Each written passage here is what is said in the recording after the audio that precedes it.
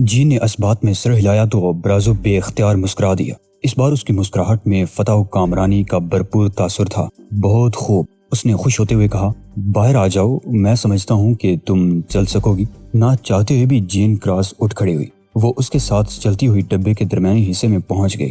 میں سمجھتا ہوں کہ اس بار تم سے زبردستی نہیں کرنی پڑے گی، برازو کہہ رہا تھا، اس لیے بہتر ہوگا کہ جو کچھ ٹرالر کے کیبن میں ہے اسے دہرانے کے لیے تم خود ہی سب کچھ کر گزرو۔ جین کراس کا جسم ہی نہیں ذہن بھی شل تھا۔ اس نے اس کی ہر بات کی نفی کرنی چاہی، لیکن نہ جانے وہ کون سی طاقت تھی اس کی مرضی کے خلاف اس سے سب کچھ کرواتی چلی جا رہی تھی۔ وہ برازو کے سامنے یوں کھڑی تھی جیسے عہد قدیم میں کوئی غلام اپنے آقا کے سامنے استادہ ہو۔ اسے برازو کے لب متحرک نظر آ رہے تھے۔ وہ بول رہا تھا لیکن اس کے کان برازو کی آواز نہیں سن رہے تھے۔ اس کے باوجود وہ وہی کچھ کرتی جا رہی تھی جو کرنے کے لیے اس سے کہا جا رہا تھا۔ وہ خود کو ایک ایسی کٹ پتلی تصور کر رہی تھی جس کی ڈور برازو کے ہاتھ میں تھی اور وہ ڈور ہلا ہلا کر اسے تعمیل حکم پر مجبور کرتا جا رہا تھا۔ وہ لیٹ گئی، اس کا سر بری طرح گھوم رہا تھا۔ برازو انجیکشن سنبھالے اس کے قریب آ گیا اور پھر اس نے سوئی جین کراس کے بازو کی ایک نس میں اتار دی۔ انجیکشن لگانے کے بعد وہ نظروں سے ایئر ہوسٹس کی طرف دیکھنے لگا۔ اب اسے جین کی آنکھوں میں چمکدار نمی کا انتظار تھا۔ اس کا غنچہ ذہن کھلے انتظار تھا اور ان لمحوں کی خواہش تھی جب وہ مارفیا کے زیر اثر خوابوں کی جنت کا منظر دیکھنے لگے۔ شب کی تاریکی میں ٹرین شمال کی جانب دوڑ رہی تھی۔ سنگلو پانگ کا اسٹیشن آیا تو بھی فضا تاریکی کے ماحول سے نہیں نکل پائی تھی۔ یہاں سے ان 3 قیدیوں کے بظاہر بے جان جسموں کو ایک ٹرک کے عقبی حصے میں منتقل کر دیا گیا۔ دوسری بار ٹائیگر کی آنکھ کھلی تو خوب روشنی ہو چکی تھی۔ وہ اب بھی ایک پنجرے میں تھا اور یہ سفر ایک بے حد کھردرے رستے پر ہو رہا تھا جس کی وجہ سے ٹائیگر کو زبردست جھٹکے لگ رہے تھے۔ اس بار اسے جس پنجرے میں رکھا گیا تھا اس کو اب ریڑھی نما چیز پر رکھ کر گھسیٹا جا رہا تھا اور یہ ریڑھی 2 خچر کھینچ رہے تھے۔ برازو عقب میں ایک تازہ دم خچر پر سوار چلا رہا تھا۔ ٹائیگر نے نگاہ اٹھا کر سامنے دیکھا۔ یہ ایک طویل قافلہ تھا۔ قافلے کے اگلے خچر ایک خطرناک پگڈنڈی پر چل رہے تھے۔ یہ ایک تنگ اور پتھریلا راستہ تھا جو ناک کی طرح بل کھاتا ہوا دور ان پہاڑوں کی طرف جاتا دکھائی دے رہا تھا جن کی چوٹیاں دھند میں لپٹی ہوئی صدیوں سے گہری نیند سو رہی تھی۔ ٹائیگر نے قافلے میں موجود لوگوں کو شمار کیا تو گنتی 2-3 مسلح محافظوں تک جا پہنچی، جبکہ خچروں کی تعداد کسی بھی طرح 2 درجن سے زیادہ نہیں تھی۔ باقی ماندہ محافظ پیدل سفر کر رہے تھے۔ ان کی چال سے خفیف سی تھکن کا بھی احساس نہیں ہوتا تھا۔ ان کے سروں پر بھاری سامان ترپال میں لپٹا ہوا بار کیا گیا تھا۔ جس گاڑی میں ٹائیگر کا پنجرا تھا اس کے ارد گرد کم و بیش نصف درجن مسلح آدمی تھے۔ 50 کے لگ بھگ برازو کے پیچھے پیچھے چلے آ رہے تھے جبکہ باقی دونوں پنجروں کے گرد پھیل کر چل رہے تھے۔ ٹائیگر سمجھ گیا کہ وہ خود موہان اور ایئر ہوسٹس جین کراس ایک ایسے قافلے میں شامل ہیں جو اسمگلروں پر مشتمل ہے اور یہ قافلہ تھائی سرحد پار کر کے لاؤس جا رہا ہے اور اس کی منزل مقصود بلیک سرکل کا وہ خفیہ ہیڈ کوارٹر ہے جسے یڈاک کا مندر کہا جاتا ہے اور جہاں کئی ٹن افیون سے مہلک ترین نشاور اشیاء تیار کی جاتی ہیں۔ ٹائیگر نے دیکھا کہ بہت سے محافظ سبز رنگ کی وردی پہنے ہوئے ہیں۔ یہ سرکاری وردی دیکھ کر اسے قطعاً حیرت نہیں ہوئی کیونکہ وہ جانتا تھا کہ بلیک سرکل کے ہاتھ بہت لمبے ہیں۔ البتہ جب وہ کئی گھنٹے تک ان کھردرے راہوں پر چلتے ہوئے ایک میوک گاؤں کے قریب پہنچے تو ٹائیگر شدید حیرت میں مبتلا ہو گیا۔ اس کا خیال تھا کہ اس گاؤں میں سیدھے سادے لوگ رہتے ہوں گے جن کے گندے مندے بچے جھونپڑیوں سے باہر مرغیوں کے ڈربوں کے اطراف میں کھیلتے ہوں گے، عورتیں کپڑے دھو رہی ہوں گی اور مرد اپنے روزمرہ کے کاموں میں مصروف ہوں گے۔ لیکن وہ یہ دیکھ کر بونچکا رہ گیا کہ گاؤں کی ساری آبادی اس راستے کے اطراف میں جمع ہے۔ ان میں عورتیں اور مرد دونوں ہی تھے، البتہ کوئی بوڑھا یا ادھیڑ عمر کا آدمی نظر نہیں آ رہا تھا۔ عورتیں اور مرد دونوں ہی سخت جان، صحت مند اور جوان تھے۔ ان کی آنکھیں چھید دینے والے تاثر سے بھرپور تھی۔ وہ گاؤں والوں جیسے عام سے لباس میں نہیں تھے بلکہ انہوں نے شہریوں جیسے زرق برق ملبوسات زیب تن کر رکھے تھے۔ ایسی عورتیں جنہوں نے اپنے ننھے منھے بچے اٹھا رکھے تھے ان کی آنکھوں میں بھی نرمی نہیں تھی، یوں لگتا تھا جیسے یہ سفاکوں کی بستی رہی ہو۔ ٹائیگر نے دیکھا کہ وہاں بچوں کی تعداد غیر معمولی ہے، یوں لگتا تھا جیسے بستی میں بچوں کے غول گھس آئے ہوں۔ ایک ایسے گاؤں میں جہاں زندگی برقرار رکھنے کے وسائل محدود ہوں اور جہاں صحت کے لیے ضروری ادویات ناپید ہوں اور جہاں کی آبادی عام اصولوں کے مطابق کم ہونی چاہیے تھی، وہاں اتنے زیادہ بچے دیکھ کر ٹائیگر کا حیران رہ جانا ایک فطری امر تھا۔ اس نے اندازہ لگایا کہ تقریباً ہر جوڑے کے 6-7 بچے ضرور ہوں گے۔ علاوہ ازیں وہاں ایک بھی بوڑھا دکھائی نہیں دے رہا تھا۔ ٹائیگر نے غور کیا تو پتہ چلا کہ کہ 30 سال سے اوپر کا نہ تو کوئی مرد ہے اور نہ ہی اس عمر سے زیادہ کی کوئی عورت وہاں موجود ہے۔ یک شور و غل برپا ہو گیا۔ چیخنے والوں کے انداز میں وحشیانہ پذیرائی کوٹ کوٹ کر بری ہوئی تھی۔ افیون کے اسمگلروں کا اس انداز میں استقبال ہو رہا تھا جیسے وہ اسمگلروں کا قافلہ نہیں بلکہ فاتح فوج رہی ہو۔ ٹائیگر نے لوگوں کی آنکھوں میں جھانک کر دیکھا۔ اسے ایک بھی آنکھ ایسی دکھائی نہ دی جس میں انسانیت کی جھلک رہی ہو۔ ان میں سے بعض اس کی طرف دیکھ کر مسکرانے لگے اور بعض اس کا مذاق اڑانے لگے، لیکن بیشتر اس کے اوپر سے عقب میں دیکھ رہے تھے جیسے اس کا سرے سے کوئی وجود ہی نہ ہو۔ اس کے عقب میں برازو تھا۔ غالباً ان سب کی نگاہیں اس پر جمی ہوئی تھی۔ کئی منٹوں میں پہلی بار اس نے پلٹ کر پیچھے دیکھا۔ برازو سیاہ ریشمی لباس میں ذیل شیطانی ہی لگ رہا تھا۔ وہ استقبال کرنے والوں کی طرف دیکھ کر مسکراتا ہوا ہاتھ لہرا رہا تھا۔ آواز کی لہریں ٹائیگر کے سر پر یوں گونج رہی تھی جیسے وہ زیر آب ہو اور بڑی بڑی لہریں اس کے سر سے گزر رہی ہوں۔ اچانک ٹائیگر کی نگاہ ہجوم کے آخر میں ایک چیز پر جم کر آ گئی۔ اسے 2 بچے دکھائی دیے۔ بچوں کی عمر کسی طرح بھی 6-7 سال سے زیادہ نہیں رہی ہوگی۔ وہ کھیل کود میں مصروف تھے، لیکن یہ ایک ایسا خوفناک کھیل تھا جس کا اتنی کم عمر کے بچے تصور بھی نہیں کر سکتے۔ وہ ایک دوسرے پر بچھو کے ڈنک کے انداز میں لاتیں برسا رہے تھے۔ نائف سلیش کا انداز بھی بار بار آزمایا جا رہا تھا۔ ٹائیگر ایک طویل سانس لے کر رہ گیا۔ یہ بچے اتنی کم عمری کے باوجود کنگ فو جانتے تھے۔ ہجوم سے کچھ دور عقب میں رائفلیں لہرا رہی تھی۔ نوجوان رائفلوں کو لہرا کر اپنے جذبات کا اظہار کر رہے تھے۔ ان میں چند ایک سب مشین گنیں بھی نظر آ رہی تھیں۔ ٹائیگر اپنے پنجرے میں بیٹھا خاموشی سے سب کچھ دیکھ رہا تھا۔ اسمگلروں کا قافلہ گاؤں سے گزر کر ڈلان پر جا پہنچا اور پھر اس کا رخ کوہستانی سلسلے کی طرف ہو گیا جہاں سرب فلک چوٹیاں دھند میں ڈوبی ہوئی تھی۔ ٹائیگر سوچ رہا تھا کہ حالات اس کی سوچوں سے کہیں زیادہ نازک ہیں۔ وہ اس صورتحال کی توقع بھی نہیں کر سکتا تھا۔ اب اسے احساس ہو رہا تھا کہ ماسٹر تاؤ نے تار دے کر اسے گولڈن ٹرائی اینگل کیوں طلب کیا تھا۔ اس کے ساتھ ساتھ اسے یہ بھی اندازہ ہو گیا تھا کہ اورس مون نے موہان کو جو کچھ بتایا تھا وہ کس حد تک کامیابی سے ہمکنار ہو رہا ہے۔ بلیک سرکل یہاں گزشتہ 5 سال سے سرگرم عمل تھا اور انہوں نے مقامی لوگوں میں اپنی جگہ بنا لی تھی۔ اس کے لیے انہوں نے ہر قسم کے حربے استعمال کیے تھے اور انہیں بڑی حد تک کامیابی ہوئی تھی۔ انہوں نے نوجوانوں کے برین واش کیے تھے، ان کے بڑے بوڑھوں کو قتل کر دیا تھا تاکہ نئی نسل سے نیکی کا تصور ہی ختم ہو جائے۔ انہوں نے لوگوں کو بڑے پیمانے پر نشے کا عادی بنایا تھا اور نشے کی لت میں پُر کر اب تقریباً ساری کی ساری آبادی انہیں اپنے آقا تسلیم کرنے پر مجبور ہو گئی تھی۔ ٹائیگر جانتا تھا کہ خود اسے بھی نشے کی ایک بڑی خوراک دی گئی ہے، اگرچہ اس کے حواس بیدار تھے، لیکن اس وقت وہ پنجرے میں بند یوں آگے پیچھے دیکھ رہا تھا جیسے کوئی حیران و پریشان جانور رہا ہو۔ جس راستے پر قافلہ چل رہا تھا وہ ہر آنے والے پہاڑ کے بعد خطرناک ہوتا جا رہا تھا۔ ٹائیگر نے جب پہاڑی مناظر میں کوئی کشش نہ محسوس کی تو اس نے آنکھیں بند کر لیں اور استغراق کی کیفیت طاری کرنے میں مصروف ہو گیا، کیونکہ وہ جانتا تھا کہ عنقریب ہی اسے اپنی تمام تر توانائیوں کو بھرپور انداز میں استعمال کرنے کی ضرورت پڑے گی۔ جلد ہی وہ مراقبے کی حالت اختیار کرنے میں کامیاب ہو گیا۔ اس کیفیت نے اس کا اعصابی کھنچاؤ دور کر دیا اور اس کے رگو پے میں توانائیاں بھر دی۔ جب وہ دوبارہ بیدار ہوا تو یقین سے نہیں کہہ سکتا تھا کہ اس نے عالم استغراق میں کتنا وقت صرف کیا ہے، چند سیکنڈ یا پورا 1 سال۔ بیدار ہونے کے بعد اس نے خود کو بے حد تر و تازہ اور توانا محسوس کیا۔ معاً وہ چونک پڑا۔ اس نے آنکھیں کھول کر دیکھا کہ خچروں کا قافلہ رک چکا ہے۔ ان کے سامنے ایک عمودی چٹان تھی جس کی چوٹی سورج غروب ہونے کے وقت پھیلنے والی گلابی دھند میں چھپی ہوئی تھی۔ برازو کا خچر قافلے کے آگے والے حصے کی طرف بڑھ رہا تھا۔ وہاں پہنچ کر اس نے دونوں ہاتھ بلند کر دیے۔ ہر طرف گہری خاموشی کا راج ہو گیا۔ برازو اپنے خچر کی گردن پر جھک گیا۔ یوں لگ رہا تھا جیسے وہ اس انداز میں جھک کر کوئی خاص دعا مانگ رہا ہو یا کسی شیطانی قوت کو اپنے اندر حلول کرنے میں کوشاں ہو۔ ٹائیگر سمجھ گیا کہ وہ شیطانی قوت کو پکار رہا ہے۔ ایک بار پھر ٹائیگر کے ذہن میں ماسٹر تاؤ اور اوشان کی وہ باتیں گھوم گئی جو انہوں نے شیطان کے پجاریوں کے بارے میں کہی تھی۔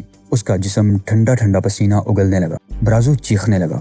وہ ہاتھ اٹھائے دعا کے سے انداز میں کسی شیطانی قوت کو پکار رہا تھا اور اس کا سیاہ ریشمی لبادہ ہوا کے جھونکوں سے یوں پھڑپڑا رہا تھا جیسے کوئی دیو بے کر پرندہ پرواز کر رہا ہو۔ اس کی آواز گونجنے لگی۔ اس آواز کی باز گشت بے حد خوفناک تھی۔ ٹائیگر غور سے سننے لگا کہ وہ کیا کہہ رہا ہے۔ یڈاگ کی طاقتوں، اس پہاڑ کو ہمارے سامنے سے ہٹا دو تاکہ ہم جہنم کی آگ سے طاقت حاصل کر کے آگے بڑھ سکیں۔ ہمیں بلیک سرکل کا خون گرم رکھنے کے لیے اس طاقت کی ضرورت ہے۔ وہ بار بار یہی الفاظ دہرا رہا تھا۔ اس دوران میں قافلے کے باقی لوگ یوں ساکت کھڑے تھے جیسے ان سب کو سانپ سونگ گیا ہو۔ ٹائیگر حیران تھا کہ برازو کی یہ دعا بلا کیسے قبول ہو سکتی ہے۔ محض شیطانی طاقتوں کو پکارنے سے بلا اتنا بڑا پہاڑ کیسے اپنی جگہ سے ہٹ سکتا ہے؟ اتنی عظیم الشان چٹان آخر کیسے ٹوٹ سکتی ہے؟ لیکن اس کے یہ خیالات بے جا ثابت ہوئے۔ اس کی آنکھیں حیرت سے پھیل گئیں۔ اس نے دیکھا کہ وہ وسیع و عریض چٹان جس کے سامنے ان کا قافلہ چیونٹیوں کی کسی قطار کی مانند لگ رہا تھا، اچانک کی درمیان سے پھٹنے لگی ہے۔ اوپر سے نیچے تک ایک ٹیڑھی میڑھی دراڑ نمودار ہوئی، جیسے چٹان کا سینہ شک ہو گیا ہو۔ یہ دراڑ جیسے جیسے پھیلتی جا رہی تھی، اندر سے بجلی جیسی چمک کا احساس ہو رہا تھا۔ یہ چمک زیادہ دیر برقرار نہ رہی اور اس کی جگہ دودیا دوئیں نے لے لی۔ برازو نے خوشی کا ایک نعرہ لگایا اور قافلے کو آگے بڑھنے کا اشارہ کیا۔ ٹائیگر کی سیٹی ابھی تک گم تھی۔ وہ خاموش لیکن مبہوت یہ سب کچھ دیکھ رہا تھا۔ پھٹی ہوئی چٹان کے درمیان اب اتنا خلا پیدا ہو گیا تھا کہ ان کا قافلہ آسانی سے گزر سکتا تھا۔ قافلہ اس کشادہ دراڑ سے گزر گیا اور ٹائیگر کے حلق میں رکی ہوئی سانس ایک طویل پھنکار کے سے انداز میں خارج ہو گئی۔ پہاڑی راستے پر خچروں کی ٹاپوں سے ایسی آوازیں پیدا ہو رہی تھی جیسے ان گنت رائفلوں سے بیک وقت فائر کیے جا رہے ہوں۔ ٹائیگر یہ نہیں دیکھ سکا تھا کہ چٹان میں راستہ کیسے کھلا گیا ہے۔ یہ ایک خفیہ وادی تھی اور یہاں کے اسرار و رموز صرف انہی لوگوں کو معلوم تھے جو اس قافلے کے ساتھ سفر کر رہے تھے۔ یقیناً کوئی میکانزم ہی رہا ہوگا، ورنہ ٹنوں وزنی چٹان ان کے سامنے سے کس طرح ہٹ سکتی تھی؟ لیکن یہ میکانزم بھی اسے دکھائی نہیں دیا تھا۔ اسے حیرت تھی کہ پورے ایک پہاڑ کو کس طرح اپنی مرضی سے ہٹایا اور واپس لایا جا سکتا ہے۔ موٹی موٹی چٹانوں کے سلسلے میں تو یہ بات تصور کی جا سکتی تھی، لیکن دیو پیکر پہاڑ کو ہٹانے کے بارے میں سوچنا ہی محال تھا۔ وہ دل ہی دل میں شیطان اعظم یڈاک کی صلاحیتوں کو سراہنے لگا، جس نے اس قدر دشوار گزار علاقے میں اپنا مسکن تعمیر کیا تھا۔ کئی سو گز ڈھلان میں سفر کرنے کے بعد قافلہ ایک ایسی جگہ جا پہنچا جہاں ایک چٹان کا دہانہ دکھائی دے رہا تھا۔ اس خوفناک دہانے پر کسی عفریت کے جبڑوں کا گمان ہوتا تھا۔ یہاں گہرائی میں ایک جگہ سے دھواں اٹھتا نظر آ رہا تھا۔ ٹائیگر سمجھ گیا کہ یہاں افیون سازی کی خفیہ فیکٹری لگی ہوئی ہے۔ وہ لوگ اس وقت جہاں کھڑے تھے وہاں سے آس پاس پہاڑوں میں جا بجا محرابیں نظر آ رہی تھی۔ خچروں کو ہانک کر ایک طرف لے جایا جا رہا تھا۔ برازو ایک طرف بڑھتا نظر آیا اور چار محافظ ٹائیگر کے پہیے دار جنگلے کو گھسیٹنے میں لگ گئے۔ ٹائیگر نے عقب میں دیکھا تو اسے کافی دیر بعد پہلی بار موہان دکھائی دیا۔ اس کا جنگلہ بھی گھسیٹا جا رہا تھا۔ پنجرے میں حرکت کے باعث موہان کا بیضوی چہرہ بار بار اوپر نیچے حرکت کر رہا تھا۔ اس کے چہرے پر گہری متانت کے تاثرات تھے۔ ٹائیگر سمجھ گیا کہ وہ بھی برین واش کرنے والی اس پراسرار شعاع کے سلسلے میں باخبر ہو چکا ہے۔ پھر اسے یہ خیال پریشان کرنے لگا کہ اورس مون کا یہ ہونہار شاگرد کہیں اپنی یادداشت تو نہیں کھو بیٹھا، کہیں اس نے شعاع سے شکست تو نہیں کھا لی۔ جین کراس کا پنجرہ موہان کے پنجرے کی اوٹ میں تھا، اس لیے ٹائیگر اسے دیکھنے میں کامیاب نہیں ہو سکا۔ مصنوعی غاروں کی طرف جانے والے راستے کشادہ تھے اور انہیں چٹانیں کاٹ کاٹ کر ہموار کیا گیا تھا۔ غاروں میں تیل کے لیمپ روشن تھے۔ ان لیمپوں کی روشنی میں قدیم زمانے کے کئی ہتھیار نظر آ رہے تھے۔ ان میں لمبے لمبے نیزے، کلہاڑے، ڈالیں اور تیر کمان کے علاوہ پتھروں کے بنے ہوئے لمبے لمبے چاقو شامل تھے۔ ان چیزوں کو دیکھ کر اس جگہ پر کسی عجائب گھر کا گمان ہوتا تھا۔ ٹائیگر کی نگاہ ایک کشادہ مصنوعی غار کے دہانے پر جم گئی۔ وہاں جدید ترین اسلحے کا ڈھیر لگا ہوا تھا۔ وہ یہ سوچے بغیر نہ رہ سکا کہ بلیک سرکل اس طاقت کے بلبوتے پر جب چاہے قرب جوار کے کسی بھی ملک میں انقلاب لا سکتا ہے۔ مان اس کے ذہن نے کسی کی موجودگی محسوس کر لی۔ اس احساس کے ساتھ ہی اسے اپنی کھال میں کسی شے کی چبھن بھی محسوس ہوئی۔ اس نے بآہستگی آنکھیں بند کر لی۔ وہ اس صورتحال میں چونکنے کا متحمل نہیں ہو سکتا تھا۔ غالباً یہ ایک سرنج تھی جو اس کے بازو میں گاڑا گاڑا سیال داخل کر رہی تھی۔ ٹائیگر نے آنکھیں بند کرتے ہی عملے استغراق شروع کر دیا۔ سیال جوں جوں اس کے بازو میں اتر رہا تھا، اسے اپنے بازو کی نسوں میں خون کی بجائے جلسات دینے والا لاوا حرکت کرتا محسوس ہونے لگا۔ یہ آگ بازو کی نسوں سے اس کے جسم کے باقی حصوں کی طرف سفر کر رہی تھی اور یوں لگتا تھا جیسے وہ اس کی ہستی کو جلا کر راکھ کر دینے پر تلی ہوئی ہو۔ اس کے سینے میں دیکھتا ہوا الاؤ پیدا ہو گیا اور اس کا چہرہ یوں ہو گیا جیسے اس نے جلسنا شروع کر دیا ہو۔ ٹائیگر نے خود فراموشی کی حالت مزید گہری کرنی شروع کر دی۔ وہ اپنی ہستی کو اس آگ سے بچا لینا چاہتا تھا اور جیسے جیسے استغراق بڑھ رہا تھا اس آگ کی شدت میں کمی آتی جا رہی تھی۔ جو سیال اس کے بازو میں انجیکٹ ہوا تھا وہ سب سے زیادہ اس کے دل پر اثر انداز ہوا تھا۔ اس کی دھڑکنیں پہلے تو طوفانی رفتار اختیار کر گئیں، پھر انہوں نے کم ہونا شروع کر دیا، گویا اس کی نبضیں ڈوب رہی ہوں۔ لیکن اس کے اندر ایک ایسی ہستی بھی موجود تھی جو صرف آزاد رہنا جانتی تھی اور وہ ہر قیمت پر خود کو آزادی سے ہمکنار کر لیا کرتی تھی۔ ٹائیگر حیران تھا کہ جب ماسٹر تاؤ کو یہ پتا چلے گا کہ ان کا جہاز صفحہ ہستی سے غائب ہو گیا ہے تو اس پر کیا گزرے گی؟ اسے تو یہ سراغ بھی نہیں مل سکے گا کہ وہ زندہ ہیں اور دنیا کے ایک ایسے علاقے میں پہنچ چکے ہیں جہاں آنا اور جہاں سے واپس جانا محض ایک خواب ہی ہو سکتا ہے۔ عملِ استغراق نے اس کے ذہن کو ایک خاص نہج پر سوچنے پر مجبور کر دیا کہ بلیک سرکل کے آقا اس کا امتحان کس طرح لیں گے۔ اچانک اسے استغراقی حالت میں یوں لگا جیسے کوئی پکار رہا ہو۔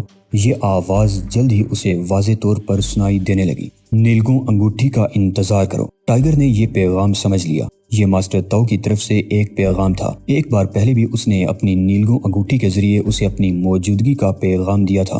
ٹائیگر کو یقین ہو گیا کہ ماسٹر تو نے اس سے ذہنی طور پر رابطہ قائم کر کے یہ بات کہی ہے۔ اس نے فیصلہ کر لیا کہ وہ ماسٹر تو کے پیغام کا ضرور انتظار کرے گا۔ اس دوران میں وہ بلیک سرکل کے آقاؤں کو یہ باور کراتا رہے گا کہ ان کا حربہ کامیاب ہو گیا ہے اور وہ بے بس ہو کر ان کے ہاتھوں میں کٹ پتلی بننے پر مجبور ہے۔ اس طرح ایک فائدہ ممکن تھا، وہ معلومات حاصل کر کے اس خوفناک تنظیم بلیک سرکل کو تباہی کے دہانے پر پہنچانے کے لیے تیاری کرے گا۔ اس نے رفتہ رفتہ آنکھیں کھول دی۔ اب اس کے قریب کوئی بھی موجود نہیں تھا۔ اس کی گاڑی ایک ڈھلواں راستے پر پھسلتی ہوئی نیچے جا رہی تھی۔ وہ جب پہلے مصنوعی غار کے سامنے سے گزرا تو اس نے دیکھا کہ وہ در حقیقت کیا چیز ہے۔ یہ عبادت گاہ تھی۔ وہاں کرسی پر ایک حسین و جمیل لڑکی فطری لباس میں بندھی بیٹھی تھی۔ اس کے چاروں طرف آگ روشن تھی اور لڑکی کا چہرہ شعلوں کے انعکاس سے دہکتا ہوا محسوس ہو رہا تھا۔ یہ شیطان کے پجاریوں کا مندر تھا۔ مندر میں دھواں ہی دھواں پھیلا ہوا تھا۔ آگ کے حصار سے باہر ایک بوڑھا آدمی زمین پر دراز تھا۔ اس کا پیٹ ناف تک چاک تھا اور اس کے سینے پر ایک سیاہ دائرہ دکھائی دے رہا تھا۔ بائیں جانب پیال پر بھی ایک عورت دراز تھی اور اسے بھی بوڑھے ہی کی طرح بدقسمتی کا شکار کیا گیا تھا۔ قریب ہی ایک طاقتور آدمی موجود تھا جس کا بالوں سے بے نیاز سر چمک رہا تھا۔ اس کا آبنوسی جسم عضلات اور ریشوں کا ذخیرہ معلوم ہو رہا تھا۔ اس نے شیر کی کھال پہن رکھی تھی۔ اسے دیکھ کر پتھر کے زمانے کا انسان یاد آتا تھا۔ گنجے کے قریب جبے والا ایک شخص استادہ تھا جس کا سیاہ لباس بڑا ہی خوفناک محسوس ہوتا تھا۔ لبادے پر طلائی اور سنہرے تاروں سے کشیدہ کاری کے ذریعے شیر، اژدہے اور سانپ بنے ہوئے تھے۔ ان تمام شبیہوں کے درمیان کسی عجیب اور ناقابل فہم زبان میں کچھ لکھا ہوا تھا۔ یہ رسم الخط ٹائیگر کو پہلے کبھی دیکھنے کا اتفاق نہیں ہوا تھا۔ غالباً یہ جادوئی بول تھے۔ یہ پجاری تھا۔ اس کے دائیں ہاتھ میں شمشیر برہنہ تھی جس سے خون ٹپک رہا تھا۔ نہ جانے یہ اس بدنصیب لڑکی یا اس کے بوڑھے والدین میں سے کسی کا خون تھا۔ ٹائیگر کے دل و دماغ میں غصے کی چنگاریاں تڑپنے لگیں۔ پجاری کے بائیں ہاتھ میں پیتل کا ایک پیالہ تھا جسے وہ بار بار گردش دے رہا تھا۔ ٹائیگر کو اب پہلی بار احساس ہوا کہ یہ غلیظ تنظیم دنیا کو کس تباہی سے ہمکنار کرنے کے عزائم رکھتی ہے۔ یہ ایک شیطانی عمل تھا اور اس سفلی عمل سے وہ لوگ ایک نئے شیطان کی پیدائش کا اہتمام کر رہے تھے۔ یہ ایک طرح کی دیوانگی تھی۔ ٹائیگر کو اپنی نسوں میں کھولتا ہوا لاوا دوڑتا محسوس ہونے لگا۔